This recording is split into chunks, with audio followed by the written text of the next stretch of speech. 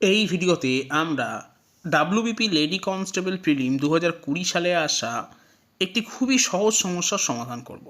এখানে প্রশ্নটি হলো 710 টাকা এমনভাবে এ বি সির মধ্যে ভাগ করা হলো যাতে এ বি এর থেকে 40 টাকা বেশি পায় এবং সি এর থেকে 30 টাকা বেশি পায়, তাহলে সি কত টাকা পাবে তা নির্ণয় করতে বলা হয়েছে।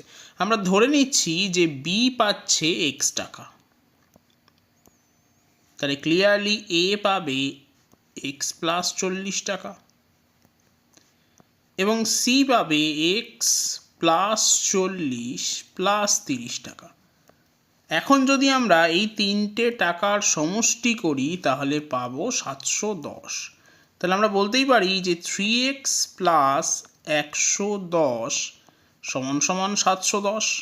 তাহলে 3x এর মান হবে 710 বিয়োগ 110, তার মানে 600। তাহলে x এর মান হবে 200।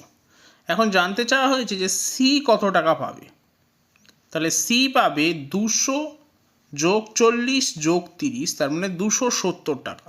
তাহলে সঠিক উত্তর হবে অপশান ডি, 270 টাকা।